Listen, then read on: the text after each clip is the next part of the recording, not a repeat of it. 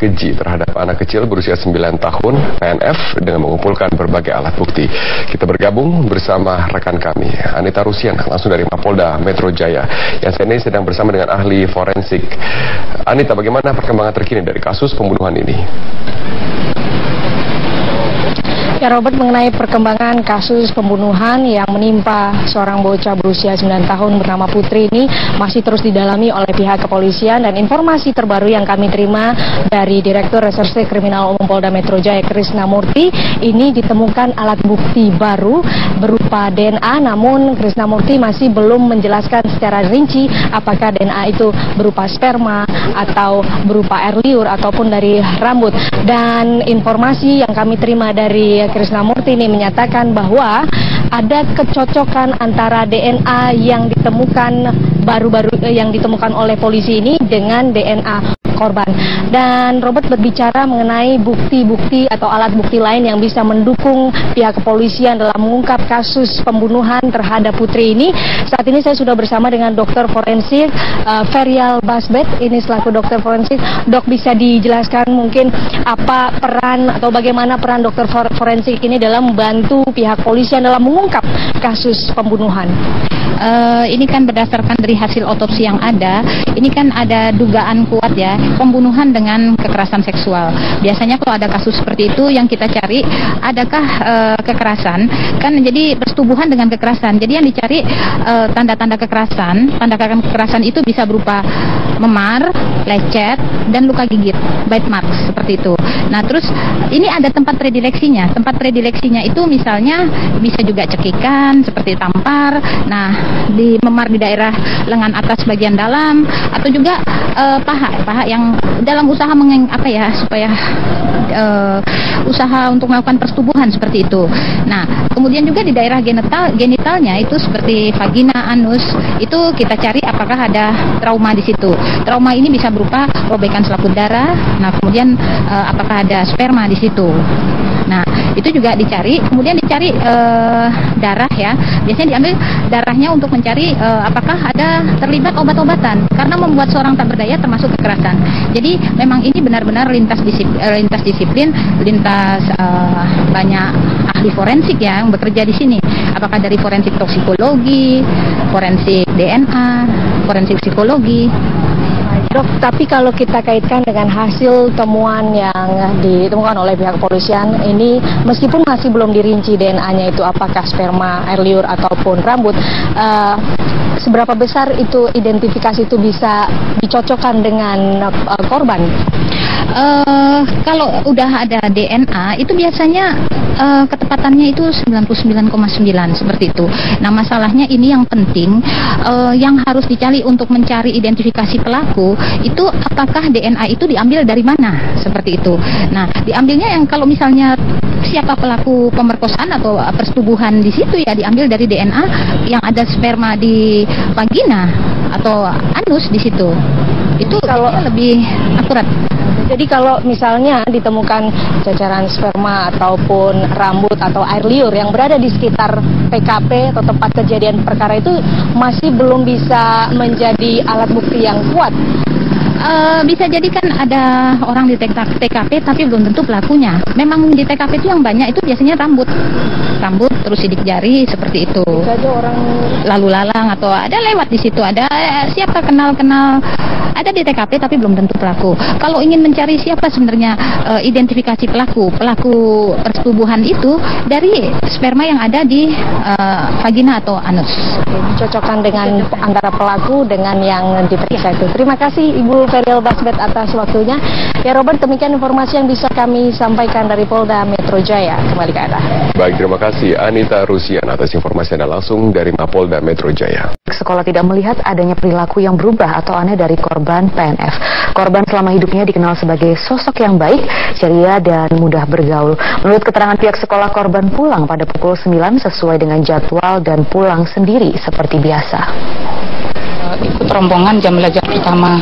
Hari Jumat itu sekolah masuk pukul 6.30, pembiasaan sampai pukul 7.00. Nah, yang pagi itu pulang jam 9.00, Mbak. Jadi memang sudah pulang sekolah. Jam belajarnya memang sudah selesai. Ya, bukan berarti pulang awal. Memang jam untuk rombongan belajar pagi itu memang sudah selesai di jam tersebut. Kemudian dilanjutkan kembali di rombongan yang kedua, rombongan jam belajar tersebut mulai dari pukul 9 sampai pukul 11.00 tanpa ada jeda waktu untuk istirahat. Di hari Kamisnya pun nggak ada gejala apa-apa, dia juga biasa periang pulang ke rumah dan pamit untuk ke rumah abinya. Saya kemarin juga silaturahmi ke rumah saya, cerita neneknya, pamit ke tempat abinya gitu. Sebelum ditemukan apakah pihak sekolah sempat mencari tapi mencari tidak ada laporan sampai ke sekolah. Jadi kami pun kan tidak tahu. Yang jelas kalau udah anak tersebut sudah dinyatakan pulang, ya itu menjadi tanggung jawab orang tua kembali. Ya. Polda Metro Jaya lagi dari sebuah rumah semi permanen yang tidak jauh dari tempat pembuangan jasad anak dalam kardus di Jalan Sahabat, Kelurahan Kamal, Kecamatan Kalideres, Jakarta Barat. Namun, ini polisi belum menemukan keterangan yang mengarah kepada pelaku pembunuhan anak perempuan berusia 9 tahun PNF. Informasi selengkapnya akan disampaikan reporter Metro TV Laila Zahra langsung dari Polda Metro Jaya. Laila, bagaimana perkembangan kasus yang ditangani Polda Metro Jaya hingga saat ini? Apakah sudah ada titik terang mengenai pelaku pembunuhan terhadap PNF? Ya, Maria, Polda Metro Jaya telah mengamankan seorang laki-laki dari sebuah rumah yang tidak jauh dari tempat ditemukannya jasad anak dalam kardus di Jalan Sahabat, Kelurahan Kamal, Kecamatan Kalideres, Jakarta Barat kemarin. Namun, polisi belum menemukan petunjuk yang mengarah kepada pelaku pembunuhan anak berinisial PMF. Kabid Humas Polda Metro Jaya M. Iqbal mengatakan seorang laki-laki diamankan karena anjing pelacak yang diturunkan ke lokasi penemuan jasad korban berlari ke satu rumah semi permanen di dekat lokasi penemuan jasad. Anjing pelacak terus berputar-putar di rumah tersebut sehingga pemilik rumah diamankan untuk dimintai keterangan. Tim penyidik menduga anjing pelacak mencium sesuatu dari rumah tersebut yang ada korelasinya dengan korban. Namun sejauh ini belum ada petunjuk yang mengarah ke pelaku pembunuhan anak berusia 9 tahun tersebut. Selain mengamankan seorang laki-laki, tim penyidik juga mendapatkan petunjuk dari kamera CCTV yang dimiliki oleh warga yang terlihat dan yang merekam gambar sosok laki-laki yang membawa barang seperti kardus menggunakan sepeda motor. Semua petunjuk ini, kata Iqbal, akan digabungkan dengan hasil analisa forensik untuk mengungkap pelaku pembunuhan. Berikut pernyataan Kabid Humas Polda Metro Jaya M. Iqbal. Yang diamankan di lokasi, bukan diamankan karena anjing pelacak berputar-putar di situ, sehingga kami memerlukan keterangan daripada pemilik rumah itu. Sampai sekarang belum diamankan. Tapi belum ada keterangan dari sang pemilik rumah? Belum ada. Hasil dari pelacakan anjing ini juga belum ada keterangan? Beberapa sudah kita identifikasi, tetapi sampai saat ini kami belum fokus kepada siapa sebenarnya pelaku. Tapi yang jelas. Demikian, Maria. Dari Polda Metro Jaya, Laila Zahra, terima kasih. Perempuan berusia 9 tahun di Kalideres, Jakarta Barat. Sejumlah petunjuk mengarah pelaku berada di sekitar tempat ditemukannya kardus yang berisi jenazah korban. Kepolisian terus memburu pelaku pembunuhan dan pemerkosaan anak perempuan 9 tahun di Kalideres, Jakarta Barat. Polisi telah memeriksa seorang pemuda, warga di sekitar lokasi ditemukannya kardus berisi jenazah di Jalan Sahabat Kalideres. Pemuda ini dibawa petugas setelah anjing pelacak K9 unit Jatanras Polda Metro Jaya mengendus rumah kontrakan yang dihuninya. Warga sekitar sempat akan menghakimi sang pemuda, namun berhasil dicegah aparat. Polisi masih memeriksa pemuda tersebut sebagai saksi. Tim Inafis Polda Metro Jaya juga turut serta melakukan olah tempat kejadian perkara (TKP). Polisi menemukan kardus lain berisi kaos kaki berlumur darah yang diduga milik korban berada tak jauh dari kardus berisi jenazah korban. Polisi sempat mendatangi pemilik kardus yang mengaku biasa membuang kardus kosong ke TKP. Petunjuk ini bisa menyempitkan dugaan bahwa pelaku pembunuhan bisa jadi berada di sekitar TKP. Artinya pelaku Untuk membungkus barang-barang korban itu mengambil salah satunya box dari sini. Makanya kami menduga lokasi sekitar ini bagian yang kami akan telusuri mencari petunjuk. Kami ingin dengar dari warga juga. Dari penciuman anjing pelacak juga ditemukan sejumlah benda seperti lakban, helaian rambut, dan baju seragam sekolah dasar yang diduga milik korban. Selain diduga tinggal di sekitar lokasi penemuan jenazah, tak menutup kemungkinan pelaku adalah orang yang dikenal oleh korban. Pasalnya, polisi juga telah mendapatkan informasi dari salah seorang teman korban yang melihat korban terakhir kali dijemput di depan sekolah oleh seorang pria dengan menggunakan sepeda motor. Polisi juga telah menyita rekaman CCTV dari salah satu gudang tak jauh dari lokasi. Dalam CCTV, nampak seorang pengendara sepeda motor membawa kardus yang dicurigai sebagai pelaku. Jenazah korban ditemukan dalam kardus Jumat malam lalu oleh warga.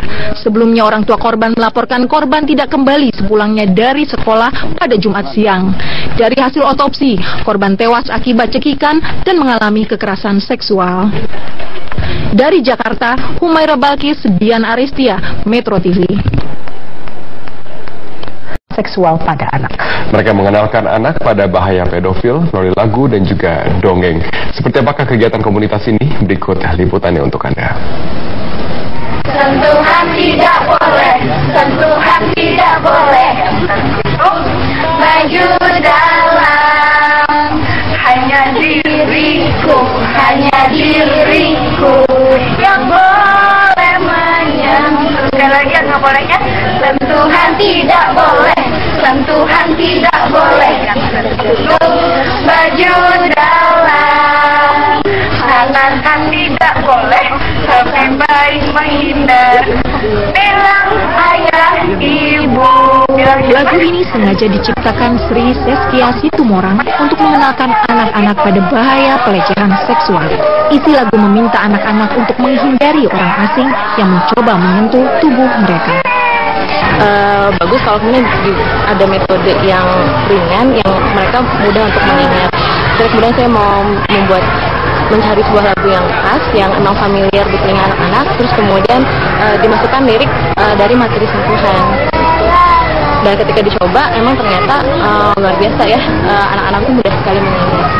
Maraknya kasus kekerasan seks pada anak atau pedofil mendorong Sri dan komunitas Semai 2045 di Bandung, Jawa Barat untuk mencari cara menarik memberantas pedofil.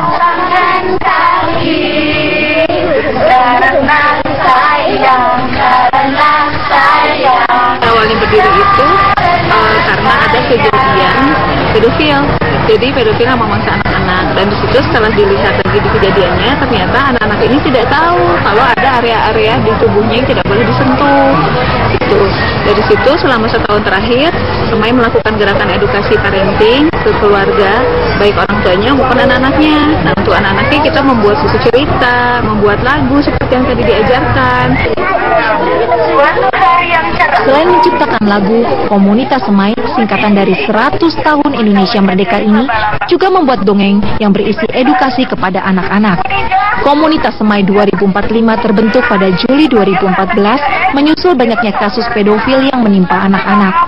Komunitas yang terdiri dari para ibu ini mendatangi kumpulan anak-anak TK dan balita untuk mengkampanyekan bahaya kejahatan seks pada anak. Iya Bu Guru, aku tadi jatuh. Terus tadi ada yang mau buka celana, terus aku bilang nggak boleh. Komunitas Semai berharap kegiatan mereka bisa menghapus kejahatan pedofil di Indonesia. Dari Bandung, Jawa Barat, Iwan Gumilar, Metro TV. Ya, ibu kita nggak sayang ketika memandikan kita, atau misalnya ketika kita pergi ke dokter, tapi pastinya kita